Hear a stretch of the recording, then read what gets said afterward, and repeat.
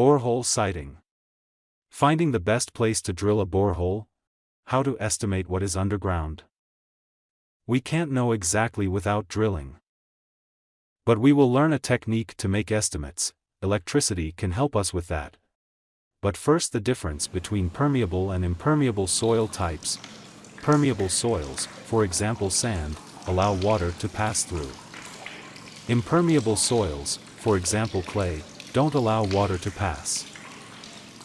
Let's say we have two permeable layers with an impermeable layer in between. If a permeable layer holds water, it is called an aquifer. Each aquifer might have its own rainwater catchment area. Water in a second or deeper aquifer could be under pressure. That is why water in boreholes that reach a second aquifer could rise higher than in shallow wells. Water might even flow out the borehole without using a pump. Although this is a very rare situation. Here are some names used to define different types of wells and aquifers. Different soil types, particle sizes, and permeability. Different materials have different electrical resistivity. Knowing resistivity of underground layers can help us find the best place to drill. But before using any electrical equipment, a good borehole sighter will first talk to the customer and physically inspect the area. The customer will probably show you a few preferred places to drill.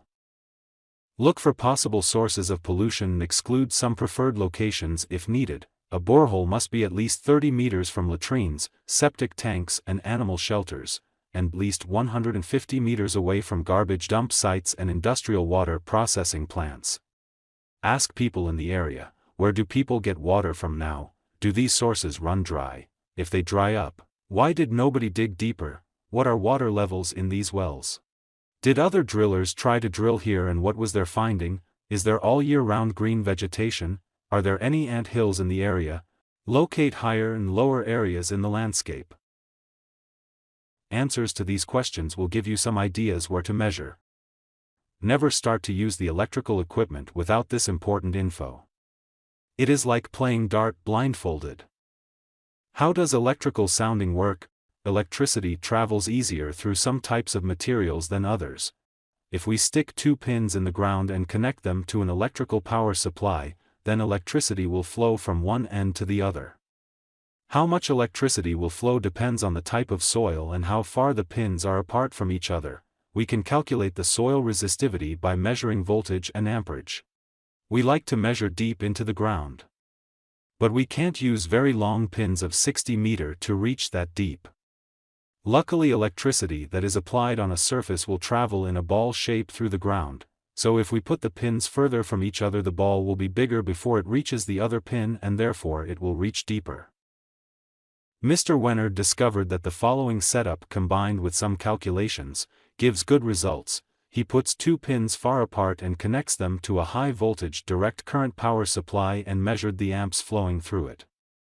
He also put two other pins closer together and measures voltage between them. The distance between the four probes must always be equal, let us call it A. That distance is also the approximate depth that you are targeting. If you want to measure deeper, simply increase distance A and move all four pins further apart. This principle is used in professional equipment as well as in more affordable systems. The first step is to measure the points from your physical inspection on the same depth or horizontal plane. We call this horizontal electrical profiling or HEP. Choose a depth where you expect drilling difficulties. For example, in eastern Zambia we use A is 15 meters. Lay out 22.5 meters of measuring tape to both sides. Make holes, water them and hammer the pins in the ground. Roll out wire and connect it. Measure. Analyze the result. Loose soils that can hold and pass water usually have a low resistivity, ohm meter. So the lowest measurement might be the best position. However, machine drillers with air compression don't like soils that are too loose. Let's assume we want the softest spot. Then we do one last HEP measurement in the middle of the two lowest measurements to find out if maybe the best place is in between.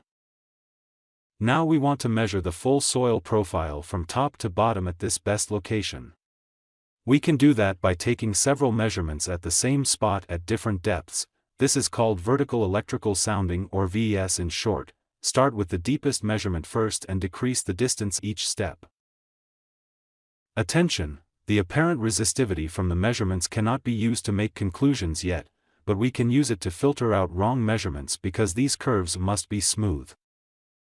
So you know an escaping measurement is a mistake and should be measured again. Check your wire connections and make sure the probes make good soil connection. Because electricity passes through a huge volume of soil, not only at the targeted depth.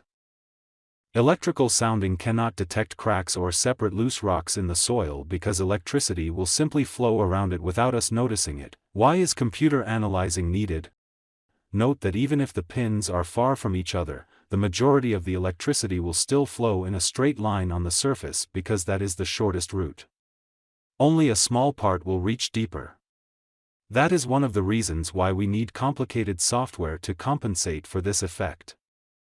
But the software can only compensate if you have also measured a lot of shallow levels, even if they are not interesting for the driller.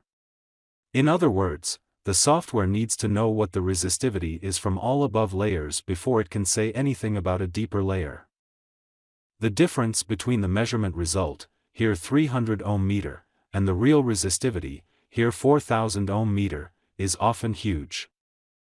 In this example we use the Drilling Toolbox Android app made by Practica. The system calculates models for 3, 4, and 5 layers. And a model where soil changes smoothly from one to another type. Select the model that is applicable in the area. Study existing drill logs or borehole completion reports. Or monitor drilling attempts in the area. To find out what model to use. How to read these graphs. After the software has analyzed the measurements, we can now study the results and see what we can learn from it. In a VES measurement, the x-axis is representing the distance between the probes and is similar to the depth into the ground. The y-axis represents the apparent resistivity of the soil in ohm meter. Note that both axes are not linear scaled, they are logarithmic. That means they don't increase from 0 to 1, to 2, to 3. Instead they do increase from 0 to 0.1, to 1, to 10, to 100, to 1000. Also note how the spacing in between is different. Unfortunately, we can't say that a specific apparent resistivity corresponds always with one specific type of soil. There is too much overlap because slight variations in minerals and moisture have great influence on soil resistivity. But in general one can assume, the higher the apparent resistivity in ohm meter, the harder and more compact the soil is, and the lower ohm meter, the looser the soil is. Water passes easily through loose soil, meaning lower ohm meter. As rule of thumb, one could say, everything under 100 ohm meter is breakable by hand power, like manual drilling. Everything above 1000 ohm meter is too hard, even for most machine drillers. In this example, well diggers or manual drillers could reach 10 meter deep and a common machine driller could reach 23 meter deep. We like to see a spoon shape of graph because it means that there is a softer layer on top of a harder layer. This softer layer can hold water because the harder layer prevents that water from flowing down. There is a high chance that groundwater is located there. But it is not sure. VES cannot measure where water is. That is why your visual inspection of existing wells in the area is extremely important. The report for your customer must include customer preferences, possible sources of contamination, field observations including water levels, HEP, and what you learned from it, VES graph with analyses and your interpretation of it, conclusion, suggest best suitable drilling method and best location. Also explain the physical limitations of the used method. Our Smart Center in Zambia provides practical training, for example in borehole siting and even making your own VES equipment. Visit our website and have a chat.